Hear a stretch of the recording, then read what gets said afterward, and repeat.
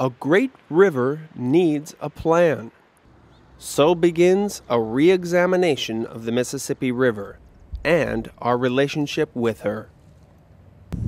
St. Paul Parks and Recreation is leading the Great River Park planning process. We're fortunate here in St. Paul that a great deal of the Mississippi River corridor is under public ownership. The majority of it is parkland, so it's our job to bring the community together, lead this effort, and really put together something that when we look back 100 years from now will stand the test of time in terms of what the next generation of planning, programming, conservation, and parkland looks like along the Mississippi River.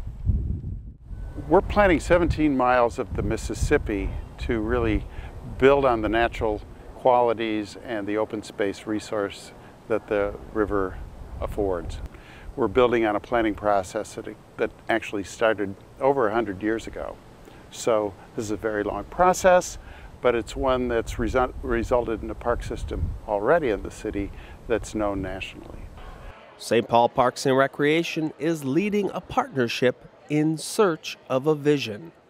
But we have some great community partners that are here at the table, starting with the St. Paul Riverfront Corporation. The list is long and lengthy and involves the working river, the Paddleford, the barge services, to the conservation partners, to the general public, to philanthropy and groups that will hopefully fund and work with us to carry forward the plans that are developed. But ultimately, the future of the Great River Park is up to you. We're inviting you to come in, share your ideas, give us your opinions about what's important about the river and what you individually and personally think the river corridor should be. So that sort of public involvement is critical to the ongoing success of this. In some ways, stewardship of the Mississippi is a never-ending story. All great plans evolve over time.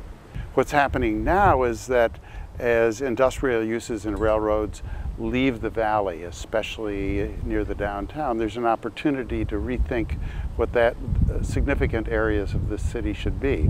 Should they be natural? Should they be parks that are more developed and more actively used? How should the river be used? Probably as importantly, most importantly, how can people get to the river? How do you connect from your neighborhood to the river and make it part of your daily life? The Mississippi River is a chapter that's over 150 years old. As we look forward, this is our turn to write the next chapter. What comes next? What are the opportunities? What are the gaps? So like anything else, it's some work has been done before. Times change, circumstances change, opportunities change, but as in anything, the opportunity to look forward and get it right, make sure we have it right for the next generations that'll follow is our responsibility at this point. To get involved, go to greatriverpark.org. Learn more, join the discussion, and sign up for updates. The Great River Park Master Plan. More natural, more urban, more connected.